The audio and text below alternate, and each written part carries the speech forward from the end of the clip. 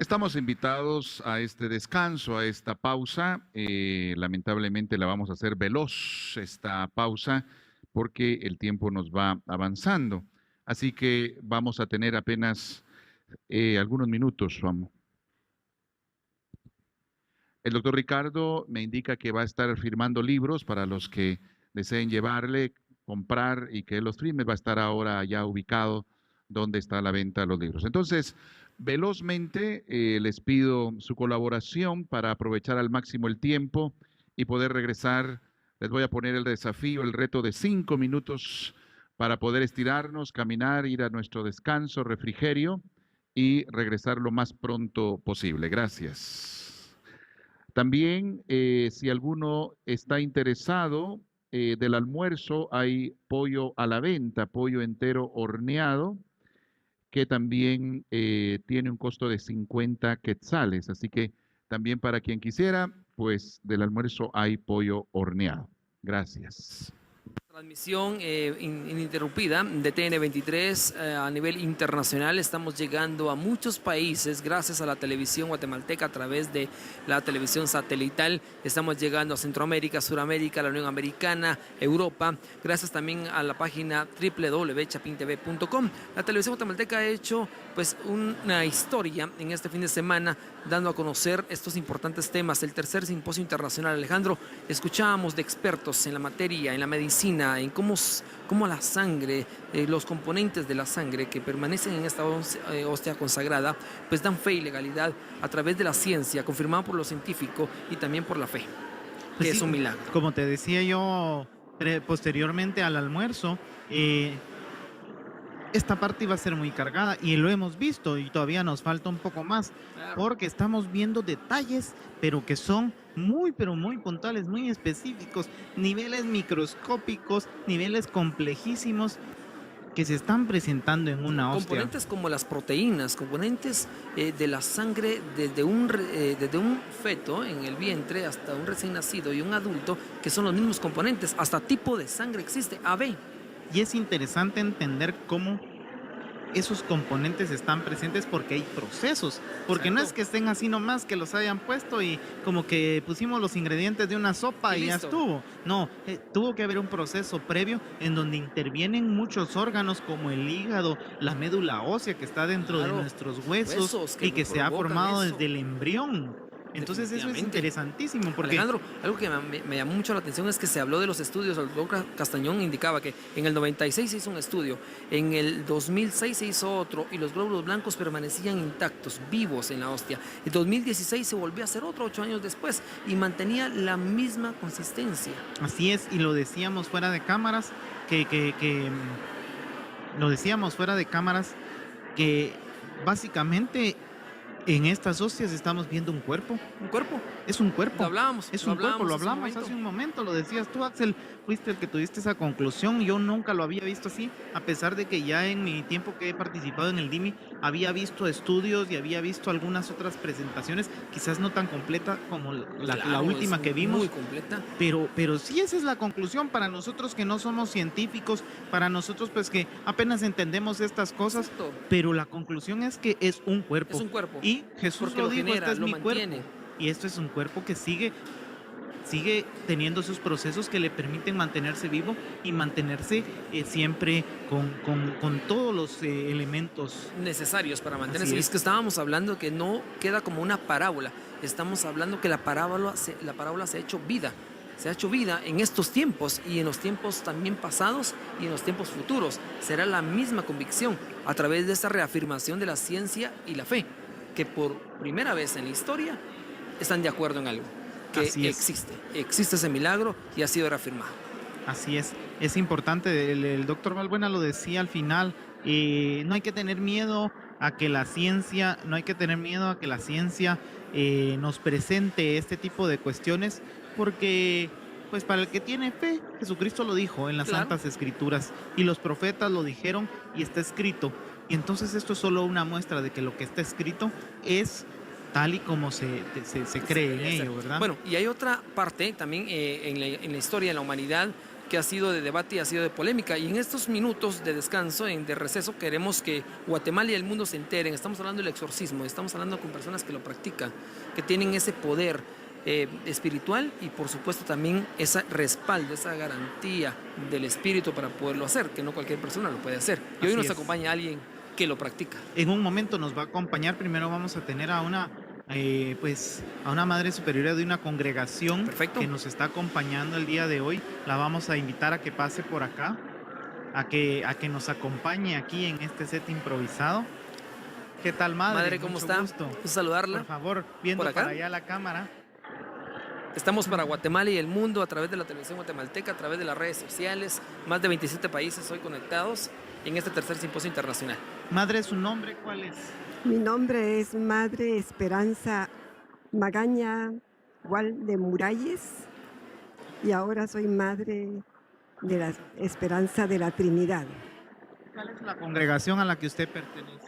Yo pertenezco a la Comunidad Trinitaria, una fundación guatemalteca.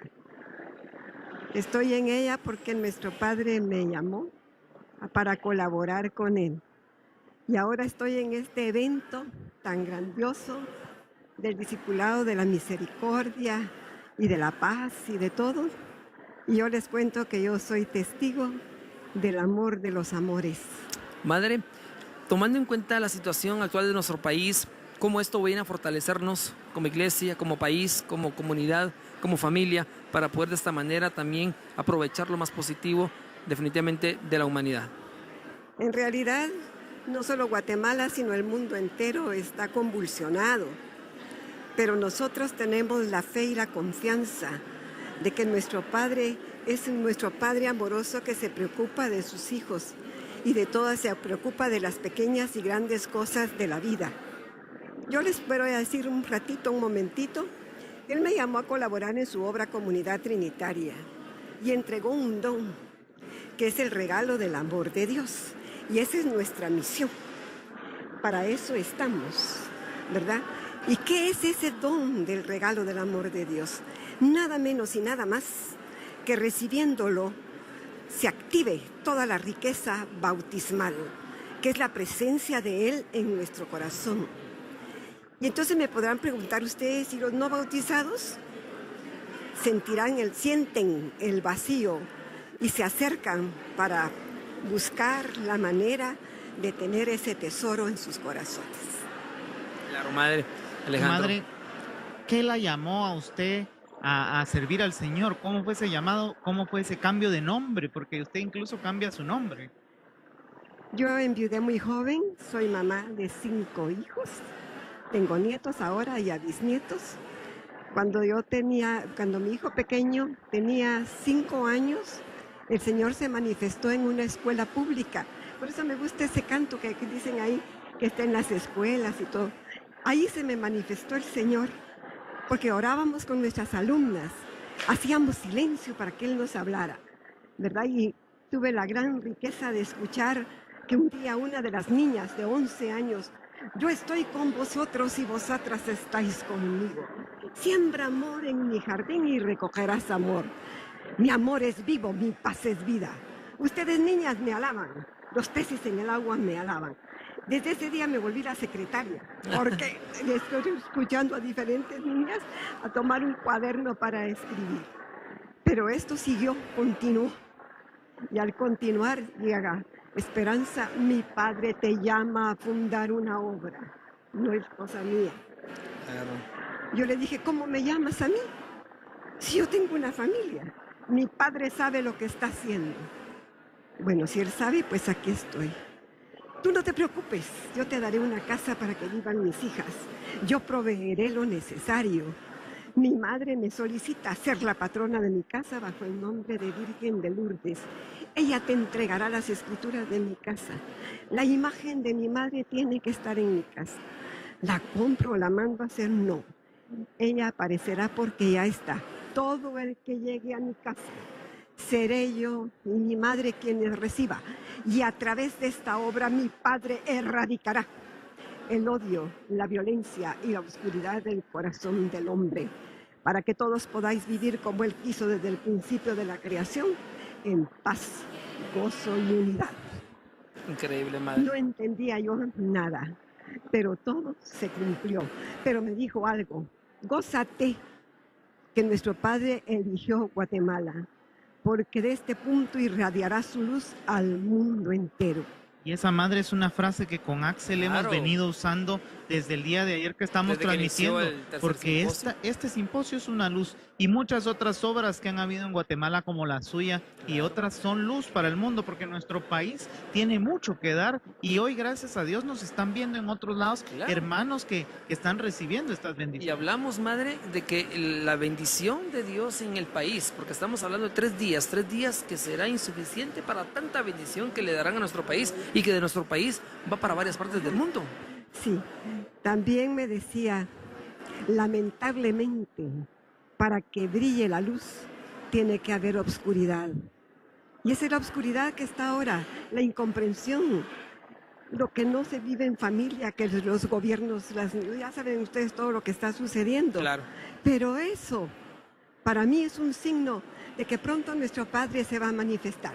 ¿Y cómo se va a manifestar? Que una luz por allá. No, no, no. Se va a manifestar porque cada uno nos vamos a sentir lo que somos, sus hijos. Y ese amor de Él dentro de nosotros va a trascender nuestra humanidad. Y si así vamos a estar todos, el enemigo ya no va a poder hacer nada. Claro, madre. Alejandro. Sí, le quería preguntar, ¿cómo cree usted que este simposio puede hacer que todo esto se lleve a cabo y que toda esta información que estamos recibiendo, que es tanta, pueda ayudarnos a seguir creciendo y teniendo más fuerza para llevar ese amor del Señor al mundo? La manera en que estamos trabajando es hacer conciencia de esa presencia de ese Dios infinitamente grande que se hace chiquitito para entrar en nuestros corazones en la Eucaristía. Él se hace uno con nosotros para que nosotros podamos hacernos uno con Él. Tenemos que volver al catecismo de primera comunión. Debemos de regresar a lo primario, porque para eso es la comunidad. No es para una cosa nueva, no, no, no. Es para afianzar la raíz, para alimentar la raíz de la iglesia, porque todos tenemos que tener ese encuentro personal y para eso cuando les hablé yo de ese don, del regalo del amor de Dios, es para eso, para tener esa conciencia de que Él está en cada uno de nosotros.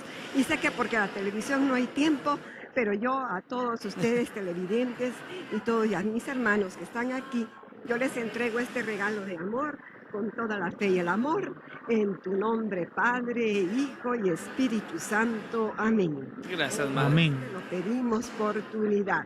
Gracias, Amén. madre. Gracias, madre. Gracias por la bendición y a toda Guatemala y el mundo. Y continuamos, Alejandro, porque ya inició la segunda inició. parte de este tercer simposio internacional. La televisión guatemalteca a nivel internacional desde Guatemala. Muchas gracias. En este tercer simposio. Así que gracias a todas y a todos ustedes. Les invitamos a ir regresando a este auditorium poco a poco, despacio, pero con pie seguro, para retomar nuestra temática. Gracias por su comprensión, gracias por su ayuda, para poder así pues retomar este camino que con mucho gusto queremos finalizar en buen horario, no atrasarnos demasiado. Así que gracias, amigas y amigos. Están siendo invitados a que regresemos al auditorium, por favor, a nuestro ritmo, despacio, pero vayamos ya retornando para no atrasarnos demasiado en el cierre de este día sábado. Recordarles que desde ya pueden ir preparando sus preguntas de manera mental para cuando lleguen los papelitos ya poder escribirlos. Nuestras inquietudes, obviamente, en el ideal de dirigirlo a los conferencistas que tengamos en ese momento, así que ya podemos ir preparando nuestras preguntas. También recordarles que el día de mañana nuestro simposium culmina con la conferencia del doctor Ricardo Castañón allá en Catedral Metropolitana a las 2 de la tarde. Y posteriormente a las 3 de la tarde pues tendremos la Eucaristía, precisamente en el domingo segundo de Pascua, domingo de la Divina Misericordia, presidido por el señor arzobispo Monseñor Óscar Julio Bian. También pues seguimos con mucha gratitud a TN23 y a Alba Visión que nos están transmitiendo en vivo El día de ayer teníamos confirmados 11 países que estaban bajando la señal vía satelital. Hoy seguimos pues a la espera del conteo de cuántos países pues están aprovechando esta señal satelital. También Radio María está transmitiendo en vivo este evento, este tercer... Bien, continuamos con este simposio, el tercer simposio internacional de Guatemala para el mundo.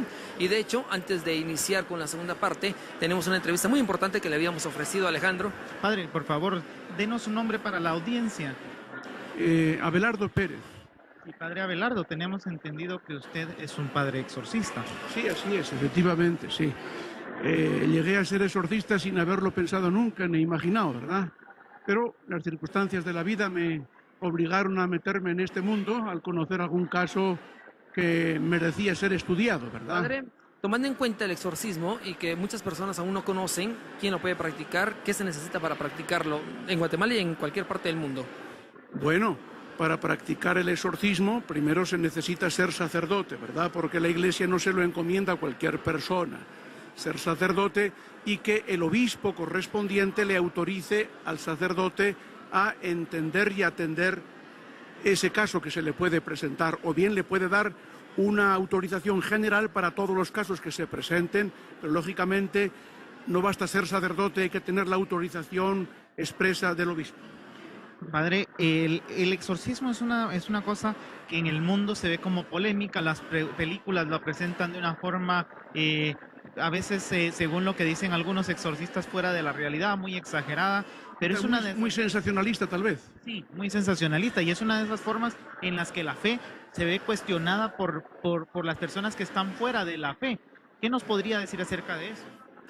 Bueno, el exorcismo se practica cuando realmente tenemos un caso de una persona en la que hay signos claros de posesión diabólica o hay una serie de signos que hacen creíble o probable que el demonio esté actuando en esa persona, ¿verdad?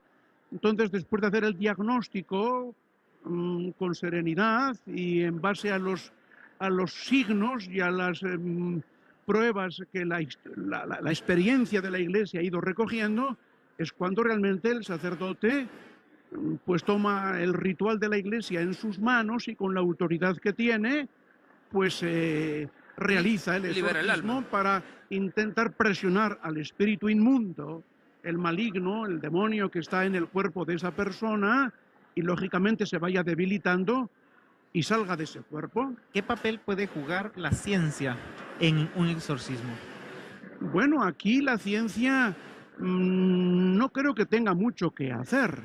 A lo sumo, quizá la ciencia puede decir, yo este caso no lo entiendo, no lo puedo claramente diagnosticar, esto creo que supera la capacidad de la ciencia, por consiguiente tengo que remitirlo a la experiencia religiosa, y ahí está la Iglesia y ahí están...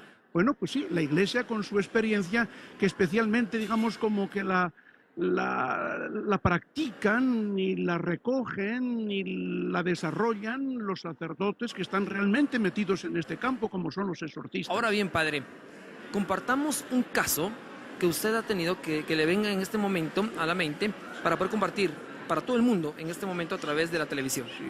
Mire, hoy es sábado, ¿verdad? Sí, así bueno, es. pues hace 3 días, el miércoles pasado, de esta semana, tuve la oportunidad de atender a una joven mujer de un pueblo cercano a la capital. Allí estaban presentes sus papás, su prometido y otro familiar.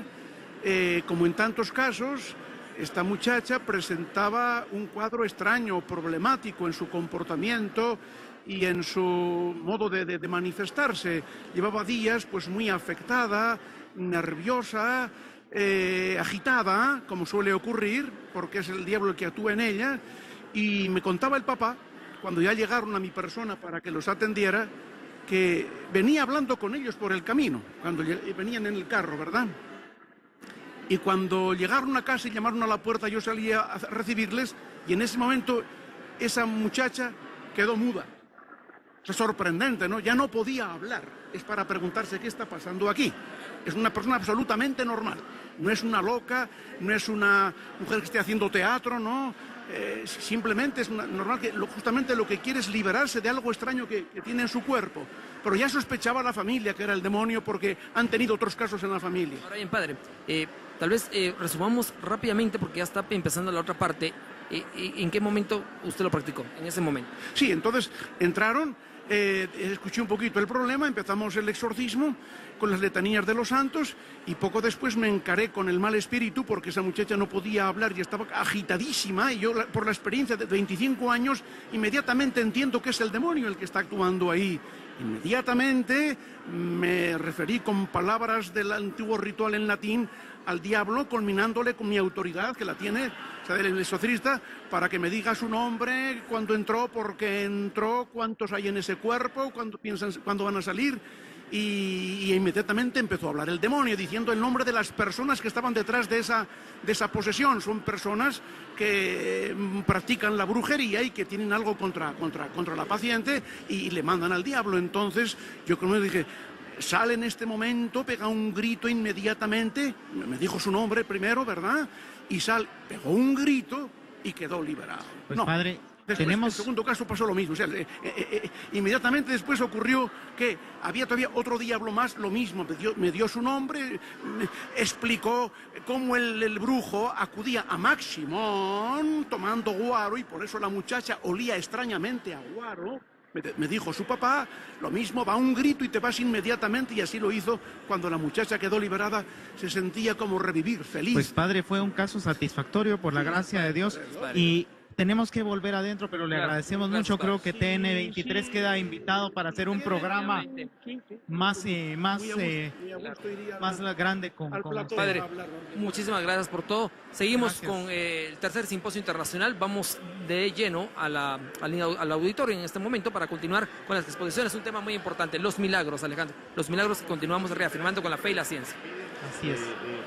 Expresar a la audiencia o al auditorio si tenemos algún tipo de conflicto de interés con la información, y lo que le quiero decir es que esta información es completamente transparente y no ha intervenido ningún ente ni grupo para expresar la opinión que vengo precisamente a tratar con ustedes. Y hay algo pues muy importante, el itinerario que vamos a tener en los siguientes 40 minutos. Vamos a hablar un poco sobre epidemiología y ustedes se dirán, bueno, epidemiología, hostia consagrada, miocardio no está consagrada y epidemiología, pues vamos a ver que sí hay algún tipo de relación.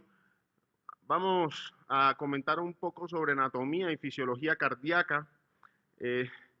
Espero que me entiendan, pero esto es fundamental. Vamos a hacer un esfuerzo, que no es tan esfuerzo, para explicar si existe o pudiera existir tejido cardíaco en una hostia consagrada, desde el punto de vista científico médico.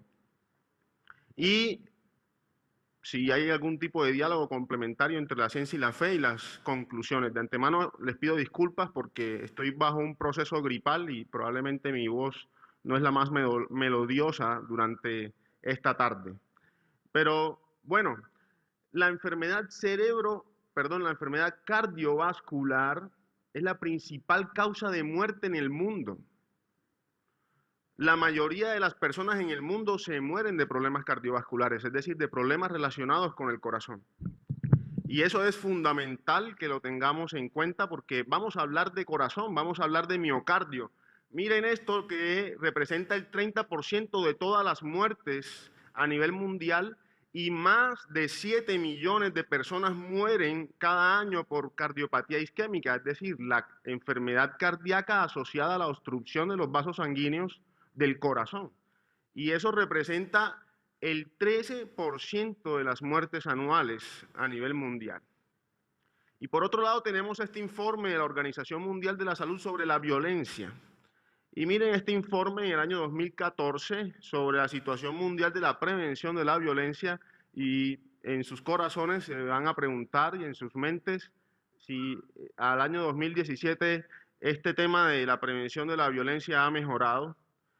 Infortunadamente, la respuesta es no. La violencia infantil contra la mujer, contra las edades vulnerables y los sujetos vulnerables de nuestra sociedad es mayor. Ahora, hay algo que es sorprendente. ¿Qué es sorprendente esto? Esto que está aquí en rojo, color sangre, en los países de ingresos bajos y medianos, las tasas estimadas de homicidio más elevadas se registraron en la región de las Américas. 28, casi 29 homicidios por cada 100.000 habitantes, seguida de la región de África. Quiere decir que en nuestra región es donde más se mata gente, es donde más nos matamos. Y una cuarta parte de la población adulta ha sufrido algún tipo de maltrato físico en la infancia. 1 de cada 5 mujeres ha sufrido abusos sexuales en la infancia. 1 de cada 3 mujeres ha sido víctima de violencia física o sexual por parte de su pareja en algún momento de la vida, y el 6% de adultos mayores ha sufrido maltrato en el último mes. Estos son datos del año 2014. Esto es sorprendente, es abismal. Pero bueno, esta es la epidemiología de lo que venimos tratando, y como vamos a hablar de corazón, queremos mostrar un poco qué es el corazón. Este músculo es un músculo noble, es tan noble que una persona se lo puede donar a otra y sigue funcionando. Es algo excepcional que tiene un diseño maravilloso, perfecto, cíclico, con una sincronía en condiciones normales que rayan la perfección. Y este es el miocardio, este es el músculo cardíaco, está compuesto por un ventrículo derecho, un ventrículo izquierdo, que se comunican con grandes vasos. Esta es una vista tridimensional, muy parecida y muy cercana a la realidad. Pero hay algo fundamental. Yo quisiera que alguno de ustedes me contestara si en este momento le está pidiendo a su corazón que lata. Yo creo que ninguno.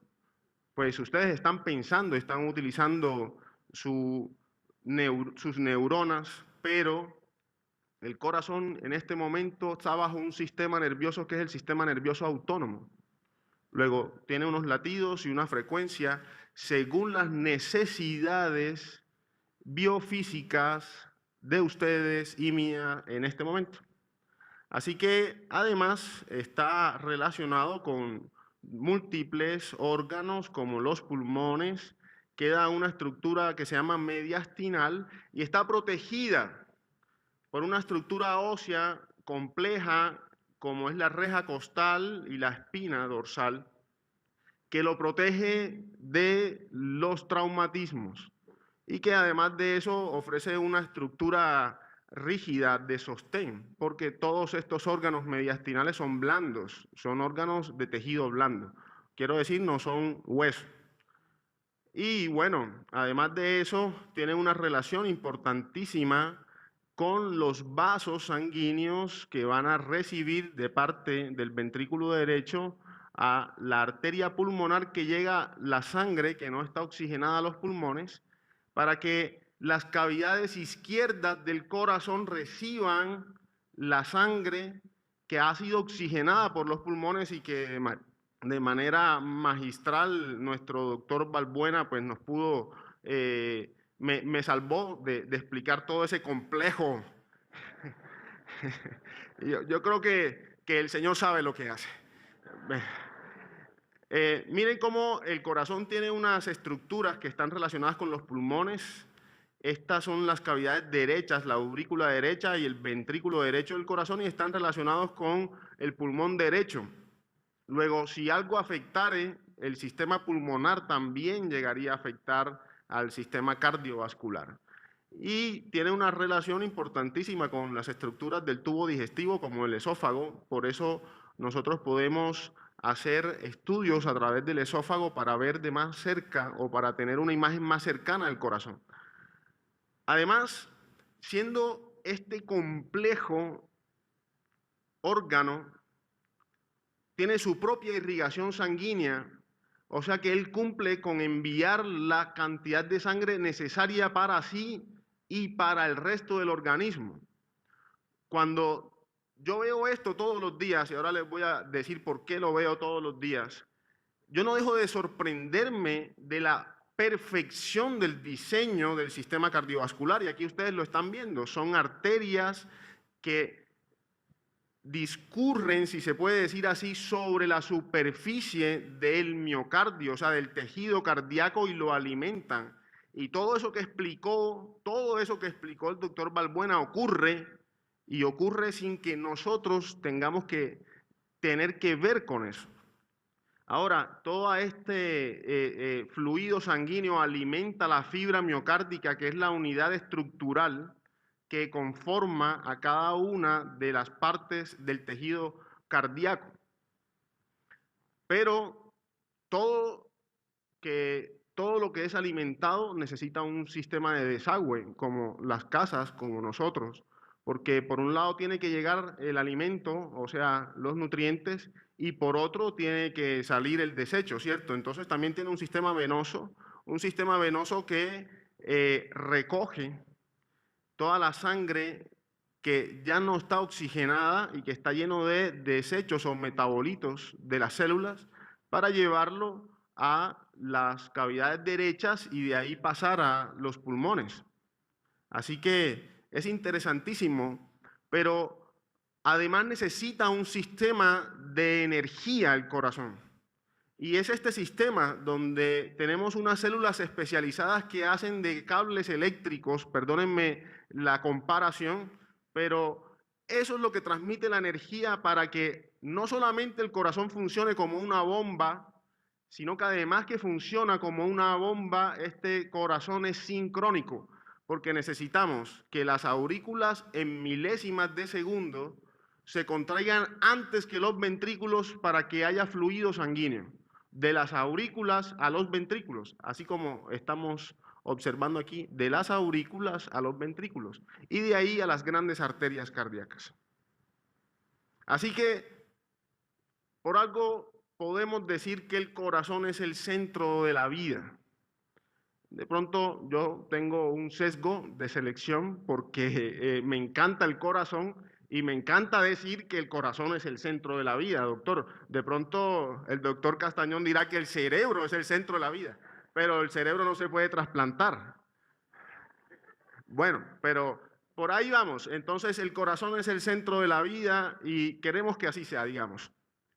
Entonces el corazón es el centro de la vida. Aquí está, este sí es nuestro corazón, y ahí está ubicado en el mediastino, como venía diciendo, y tiene una serie de válvulas. Estas válvulas permiten que el fluido sanguíneo tenga una dirección, y hay un proceso de contracción y de diástole para hacer el efecto de bomba. Pero detengámonos un poquitico aquí, esta sístole, contracción, y diástole, relajación, perdón.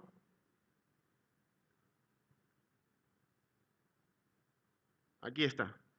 Es indispensable para la vida del hombre la contracción, que se denomina sístole, y la relajación, que se denomina diástole.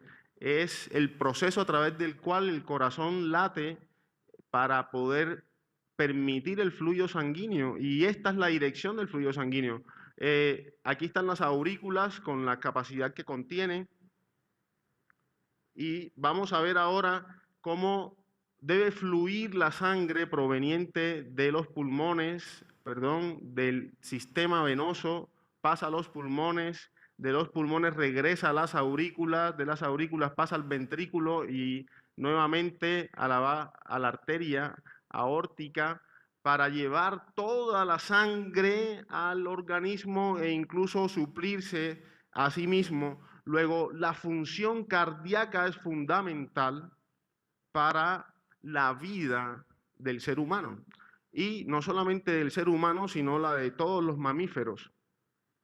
Así que por eso quería yo traerles estos esquemas y mostrarles la principal causa de muerte por encima de la violencia, que es el riesgo cardiovascular, o las enfermedades cardiovasculares. Entonces, es algo muy importante porque el corazón tiene esa función de bomba que va a permitir el fluido sanguíneo y va a permitir que podamos tener una circulación constante y que la sangre en ese movimiento no tenga procesos de coagulación. O sea que además la economía necesita un equilibrio, una homeostasis. Ese equilibrio consiste en que la sangre debe permanecer dentro del vaso, pero al mismo tiempo no debe coagularse. Cuando se pierde ese equilibrio, entonces sobreviene la enfermedad. Aquí podemos observar que si nosotros pusiéramos fibra tras fibra, cada uno de los vasos, pudiéramos darle la vuelta al mundo con cada uno de los vasos, digamos, poniéndolos en una sección longitudinal. Pero bueno, esto que hace la función cardíaca nos permite tener una vida, nos permite relacionarnos, nos permite no tener que pensar en el corazón, nos permite hacer ejercicio, nos permite caminar, nos permite ejercitarnos, nos permite pensar, nos permite tener una vida saludable y por lo tanto necesitamos cuidar al corazón. Entonces el corazón necesita cuidarse siempre y hay una serie de consejos que nosotros podemos llevar para cuidar el corazón. Ahora, ustedes me preguntarán, este cardiólogo nos chifló y no sé por qué el doctor Ricardo lo trae porque nos está hablando de cuidados del corazón. Pero todo tiene una razón de ser, todo tiene una razón de ser y más adelante aquí vemos que la alimentación es fundamental. Baja en azúcar, baja en grasas poliinsaturadas, baja en sal, hacer ejercicio, una adecuada alimentación y tener una vida libre de humo de tabaco, y además de eso, unas relaciones interpersonales importantes. ¿Eso por qué? Porque el corazón es un todo y yo no puedo hablarles de corazón en una hostia consagrada sin hacer mi función de cardiólogo y es la prevención cardiovascular. Así que, bueno, ahora sí, vamos a lo nuestro. El corazón para funcionar, para generarse ese músculo cardíaco, esa fibra miocárdica, ha tenido que fecundarse un óvulo. Ese blastocito que se generó, que es un conglomerado de células, tiene que agarrarse muy bien del útero y desarrollarse una serie de células que van a favorecer la formación de los diferentes órganos. Estas son células endodérmicas, mesodérmicas y, perdónenme, y por último, las células ectodérmicas, aquí están. Y bueno, de esas células aparece un tubo que es un tubo cardíaco, que es el primordio cardíaco, y a partir de ese primordio cardíaco que en las primeras semanas de gestación ya comienza a latir, luego nosotros tendríamos que preguntarnos también desde cuándo comienza la vida. Este primordio cardíaco se pliega, se dobla sobre sí mismo y va a terminar siendo el corazón del ser humano perfectamente formado, no del adulto, porque dentro del feto ya hay un corazón perfectamente formado. Así que necesitamos de unas células especializadas que se convierten y se transforman según las necesidades del organismo en células cardíacas. Pero en células cardíacas no solamente el tejido miocárdico, que es el músculo, sino todo el sistema especializado de conducción eléctrica, de arterias, de sincronía, de endotelio, que es el tejido que recubre las arterias, y del tejido que recubre el interior del corazón para que la sangre no se coagule. Entonces, ustedes verán ¿cuál es mi afición con el corazón? Es que esto es perfecto. Es una máquina perfecta. Y de ahí que Son sorprendentes todos estos hallazgos, pero bueno, también sucede algo, que la circulación sanguínea también tiene que ser una circulación donde haya equilibrio.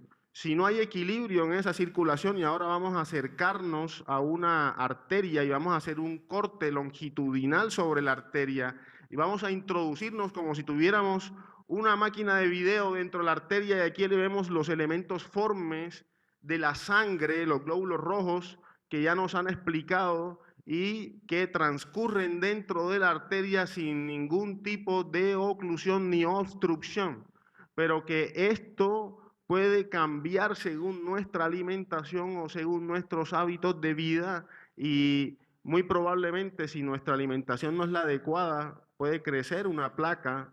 Esta es la denominada placa arteriosclerótica, que cuando se erosiona, el organismo cree todo lo que nos dijo el doctor Balbuena y entonces se obstruye y genera el infarto agudo de miocardio. Así que muy probablemente ustedes de acá saldrán o un poco asustados o animados a alimentarse bien.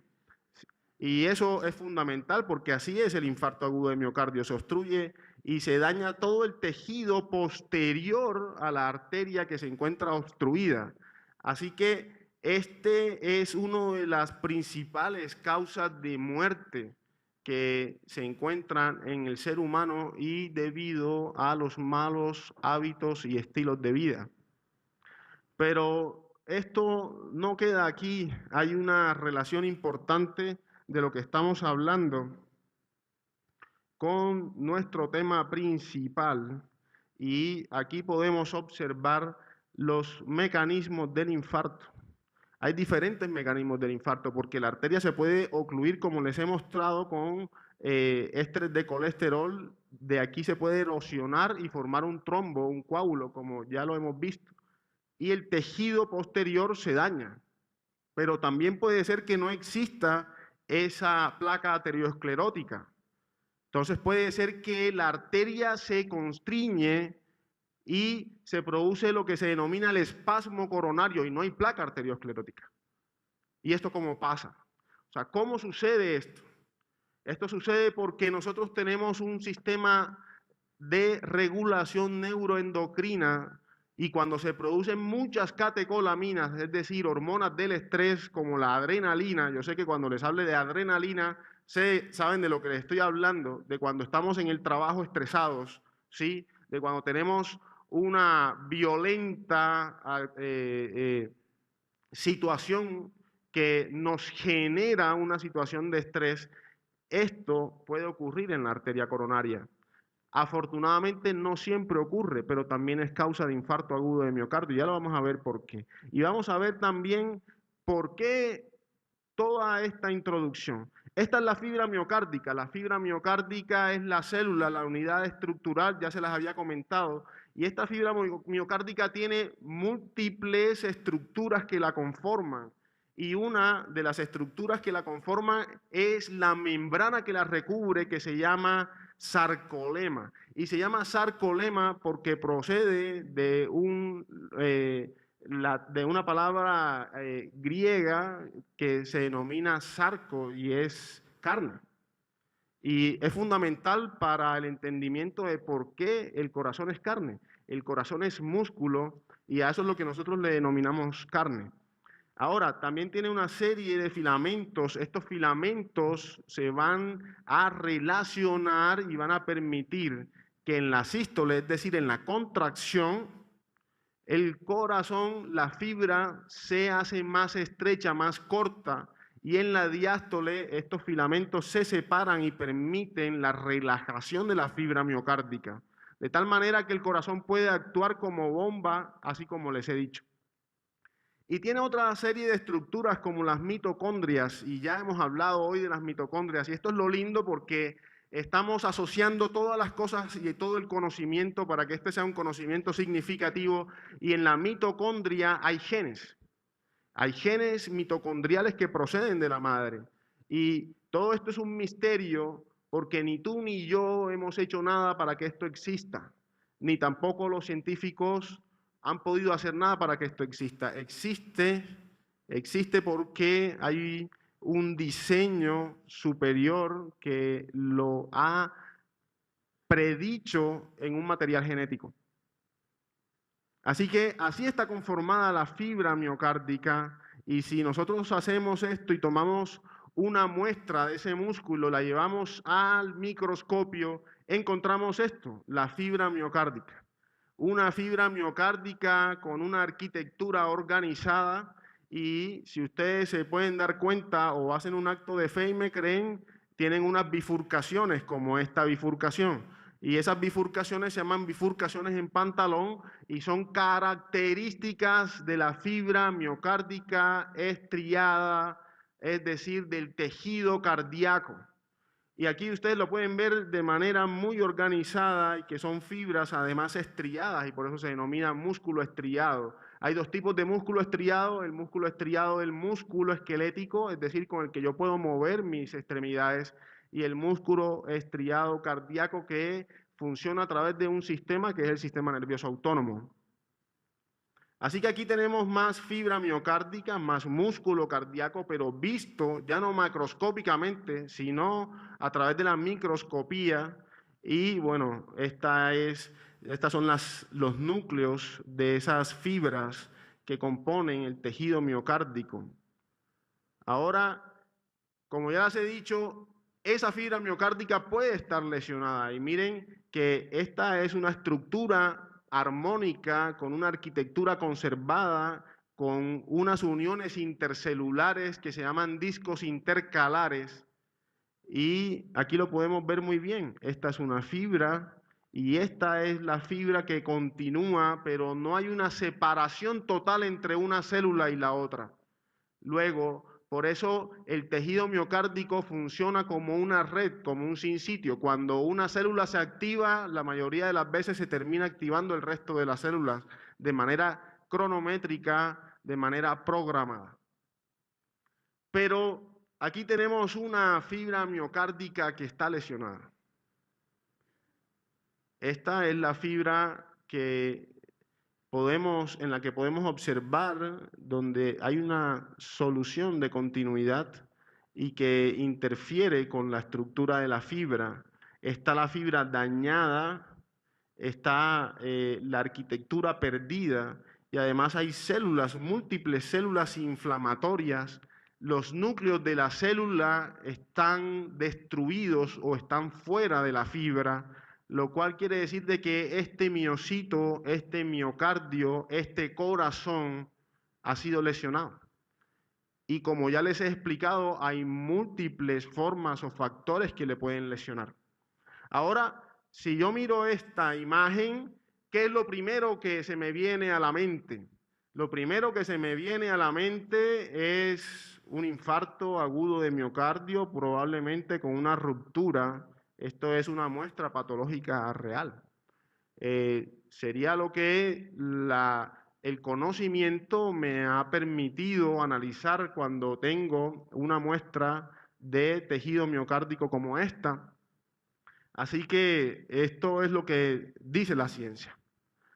Pero tenemos una sorpresa y debemos abrir este sobre, porque este tejido miocárdico no procede de una muestra o un espécimen como lo estábamos esperando, sino que procede de una hostia consagrada. Esta es la muestra que nos dio el doctor Castañón del milagro eucarístico en Buenos Aires. Con todo este sistema complejo que hemos venido estudiando durante toda la tarde y que comprendo no es fácil de digerir, podemos nosotros explicar y podríamos entender cómo de una hostia, de un pedazo de pan, puede aparecer tejido miocárdico que no solamente necesita un proceso de embriogénesis y de células de producción, de células madres embriogénicas para poder generarse, sino un mecanismo complejo de conservación y de equilibrio, podamos encontrarlo en este pedazo de pan. Así que esto es una evidencia que requiere que profundicemos en ella. Esta es una evidencia que transforma la vida. Y es una evidencia que transforma la vida porque tiene que ser un conocimiento significativo, y el conocimiento significativo es el conocimiento que te es útil en tu vida.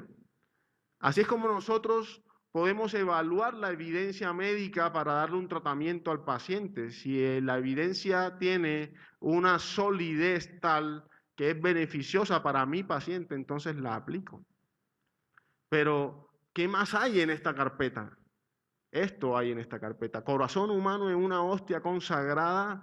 Bueno, hace poco los residentes de medicina interna a la universidad a la que yo pertenezco me invitaron a dar una conferencia sobre anticoagulación. Son medicamentos que disminuyen los trombos dentro de las arterias cuando una persona se infarta, ¿cierto? Y mejoran la sobrevida. Y yo les mostré este artículo y todos me creyeron. Todos me creyeron. Y me creyeron por algo muy importante, porque les mostré una revista médica que tiene prestigio, porque los autores del estudio son expertos en el tema y porque he analizado los métodos con que se llevaron a cabo los estudios y son métodos válidos, porque los resultados son resultados que fueron contundentes y las conclusiones podrían ser utilizadas en nuestros pacientes. Así que se ha utilizado el método científico, que es racional, es autocorrectivo, es verificable, es explicativo y es objetivo. Por eso me creyeron, porque, bueno, espero yo, la persona que le estaba hablando, pues tenía validez para ellas, para ellos también. Pero aquí hay algo muy importante. Yo le he mostrado estos hallazgos de los milagros eucarísticos a médicos y hemos llevado el mismo proceso de método científico y no me creen. Pero yo les digo, pero entonces, ¿dónde está la ciencia? ¿Dónde está la ciencia si para una información soy selectivo y creo, y para otra información también llevada con rigurosidad no me creen? Entonces, aquí hay un dilema y hay un problema, y es lo que yo quiero creer, y de eso no se trata la ciencia. La ciencia no es lo que yo quiero creer, la ciencia es lo que es y tiene sus limitaciones. Pero yo no puedo desvirtuar con lo que no sé o no he experimentado, y tampoco puedo hablar de eso. Pero esto tiene toda la veracidad del método científico, porque este es el milagro eucarístico de Buenos Aires, estas son las imágenes que le hemos explicado, y la veracidad de los investigadores es reconocida a nivel internacional. Además de eso, hemos podido observar toda la bibliografía y los soportes que tiene para que esta investigación sea válida. Además de eso, es verificable y reproducible. O sea que esto tiene un contenido científico importantísimo más allá de lo que nosotros o lo que algunos quisieran o desearan. Este es el milagro del Lanchano, y también encuentran fibra miocárdica, encuentran vasos sanguíneos, y esta es la muestra de carne. Eso es músculo. Es tejido cardíaco, y la reputación de los investigadores es válida. Eso también es importante porque también lo tenemos en cuenta. Este es el doctor Frederick Zugibe, que es ha sido una eminencia en el área de patología forense, en el área cardiovascular, y el doctor Linoli. Luego, tenemos una información verídica, verificable, válida, con un método científico muy bien implementado, pero hoy lo que es el descubrimiento más grande del mundo, todavía lo tratamos con tibieza. Esto es escandaloso. Esto es escandaloso porque es la prueba fehaciente de que un proceso que es espiritual se une con la materia, se une con lo físico, con lo humano, con lo terrenal, y da un resultado perfectamente verificable. O sea que estamos ante un hallazgo grandioso, y esto lo confirma aún más este milagro eucarístico en Tixla, México, en el que encontramos no solamente que el espécimen, y perdona al Señor porque estoy hablando de espécimen, pero es que es un espécimen, doctor Castañón. El espécimen, además de que tiene sangre seca, tiene sangre fresca debajo, y eso ha sido un motivo de discusión entre nosotros grandísimo, y ya lo vamos a ver por qué. Y esto es lo que se ha encontrado, ya lo hemos visto. Estos son células adiposas, fibras de tejido miocárdico que requirió confirmación inmunohistoquímica, y esto es un hallazgo gigantesco que confirma que en ese tejido lesionado, en ese miocardio, hay un proceso inflamatorio muy característico del infarto agudo de miocardio. Esta es una célula, esto es un monocito, porque yo también aprendí del doctor Balbuena hoy, esto es un monocito, ya lo aprendí, y es un macrófago, y ese macrófago engloba tejido adiposo o fagocita tejido adiposo. Y esto es un proceso típico, característico del infarto agudo de miocardio, obtenido de un pedazo de pan. Así que todo esto, además, tenemos algo que es, digamos, la cereza del postre. Células pluripotenciales mesenquimales. Ahorita teníamos una discusión bien constructiva, porque decíamos, bueno, eran células mesenquimales o células madre mesenquimales, son distintas, porque las células madre mesenquimales son las que tienen la capacidad de proliferar y transformarse según la célula que se necesita en el organismo en la embriogénesis. Entonces, yo les compartía que para mí son células madres por esto, porque este es un tejido activo que está produciendo hematopoiesis, es decir, se está produciendo la sangre. Porque ¿cómo explicas tú que han pasado más de 6 años y debajo de la costra seca de sangre, en un pedazo de pan, hay sangre y sangre fresca? Quiere decir que hay un proceso de producción sanguíneo dentro de esas células, y estas células lo explican. Este es el proceso de producción sanguíneo que encontramos en los milagros eucarísticos. Y le decía yo al doctor Ricardo Castañón, no me extraña porque el Señor es así. El Señor es así. Él no deja nada inconcluso, ni deja cabos sueltos. Él cuando hace las cosas perfectas. Así es Dios. Así es el Dios que nosotros tenemos. Ese es Dios. Hace las cosas perfectas. Y esto es perfección. Esto es perfección. Esto es una célula pluripotencial capaz de generar células especializadas como la fibra miocárdica o como el tejido sanguíneo. Así que, ¿cómo sucede todo esto? Ahí viene un diálogo importantísimo, porque es el mecanismo de la muerte del Señor. Y ahora, ¿quién nos dice esto? Estamos hablando de ciencia y ahora, ¿quién nos dice esto? Es increíble, porque estos son los mecanismos de muerte de nuestro Señor Jesucristo. Choque mixto, hipovolémico y hemorrágico, las llagas que se le generaron a nuestro Señor Jesucristo produjeron un choque hemorrágico en él. Es decir, la pérdida sanguínea ha generado que no llegue suficiente cantidad de oxígeno al músculo cardíaco, y eso produce infarto de miocardio. ¿Hay cardiomiopatía por estrés o la cardiomiopatía de Takotsubo? Yo quiero ser muy enfático en que el Señor tuvo un choque hemorrágico, perdió una gran cantidad de sangre, y esa gran cantidad de sangre se vio reflejada en las lesiones en el músculo cardíaco, muy probablemente. Y la cardiomiopatía por estrés, que es un posible mecanismo de acción con espasmo arterial coronario generada por la cantidad de catecolaminas de hormonas que se generaron por la tortura a la que fue sometido.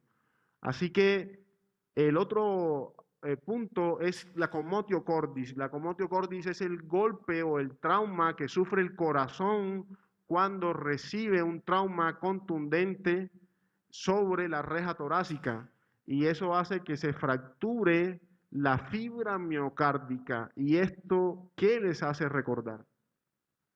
Es la imagen que habíamos visto en la microscopía. Y es el mecanismo que explica el doctor Frederick Zugibe, de posible mecanismo de la generación del infarto agudo de miocardio en la muestra examinada.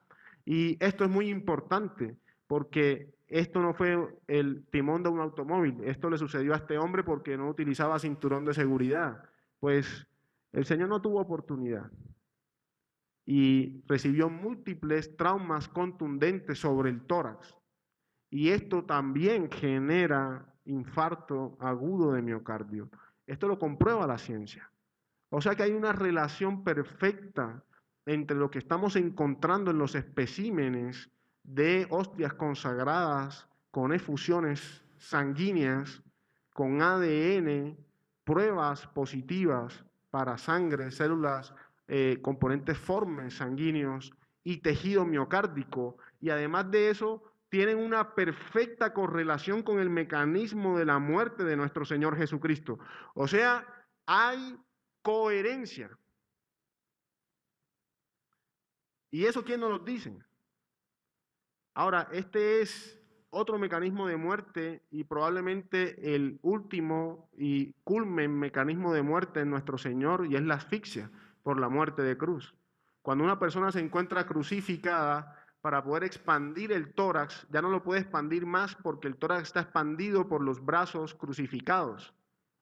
Y para poder expandirlos tiene que agarrarse de sus puños clavados en el madero y elevarse, y eso aumenta el dolor, aumenta el estrés, aumenta el consumo de oxígeno por parte del tejido miocárdico y aumenta el infarto, aumenta la hipoxemia y aparece la muerte.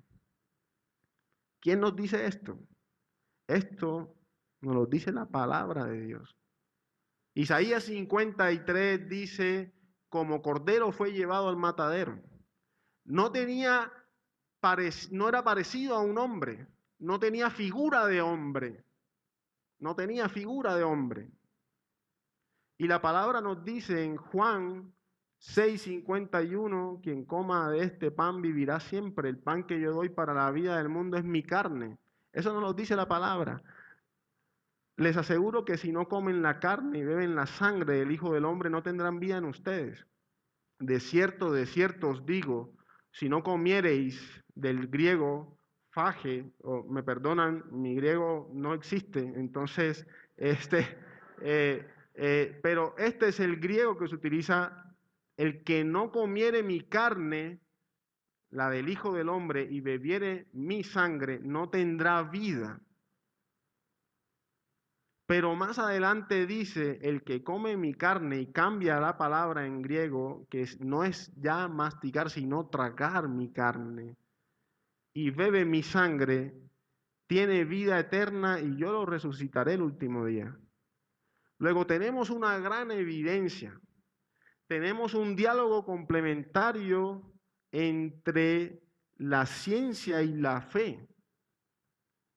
Tenemos evidencia en nuestra razón del Espíritu, que es la fe, y tenemos evidencia en la razón humana que se vale de la ciencia para decir que estos hallazgos son verídicos y coinciden con el hombre que dio la vida por ti y por mí.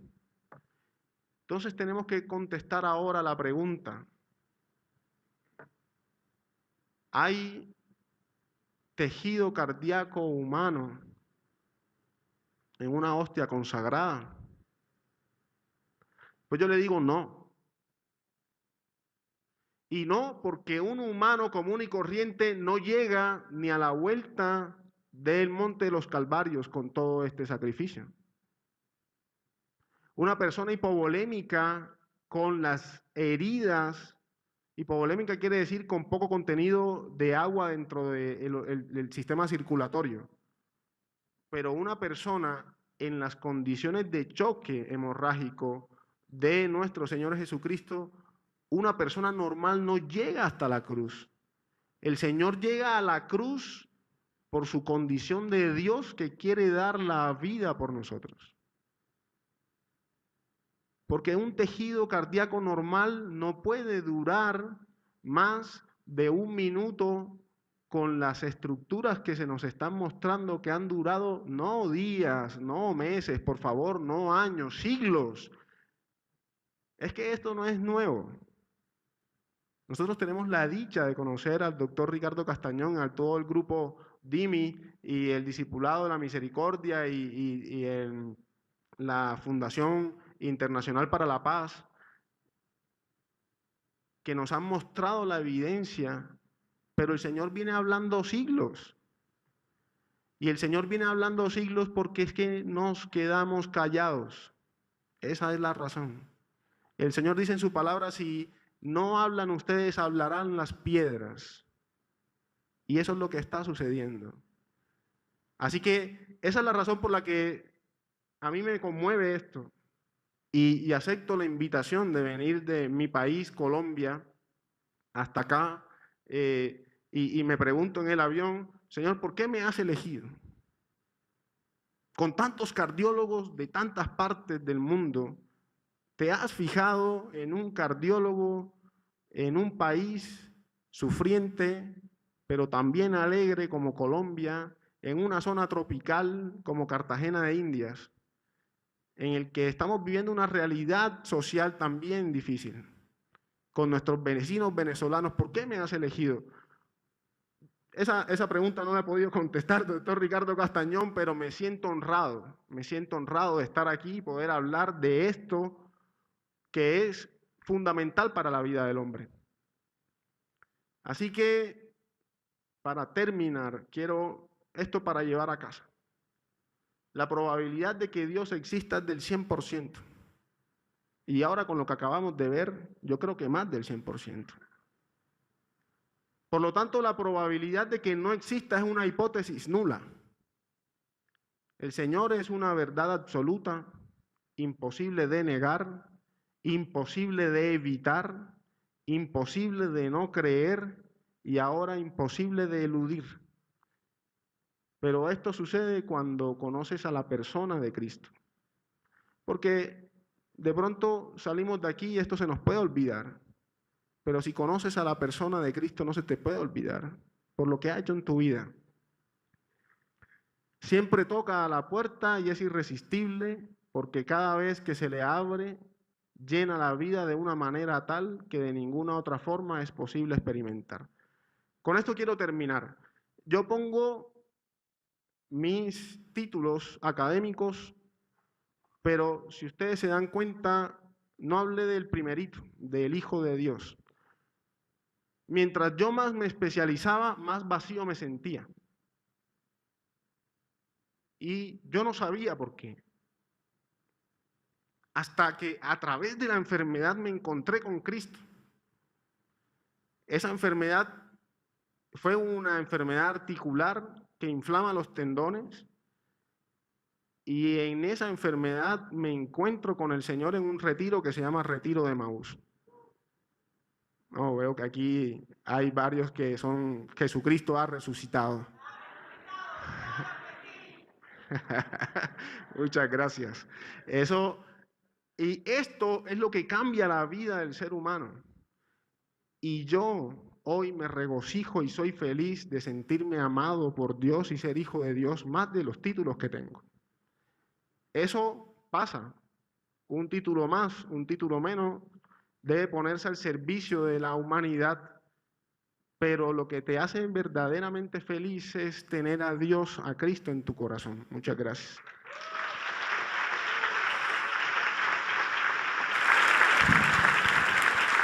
Muy amable. Gracias al doctor Marco Luis Blanquichet. Gracias. Vamos a hacerle la correspondiente entrega. Gracias por su disertación y gracias por su testimonio también.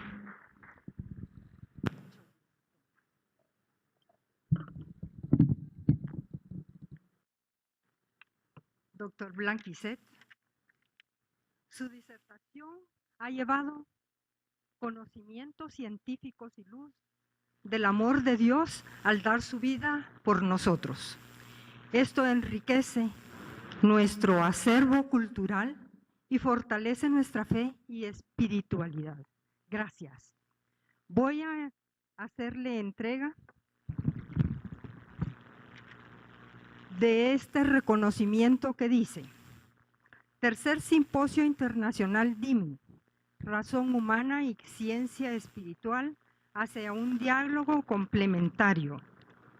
El Discipulado de la Misericordia y el Grupo Internacional para la Paz confieren el presente reconocimiento al doctor Marco Luis Blanquicet Anaya, cardiólogo y profesor universitario de Colombia, quien, por su luminosa participación en el Tercer Simposio Internacional DIMI, agradecemos a su vez su encomiable labor en beneficio del crecimiento humano, científico y espiritual de miríadas de personas.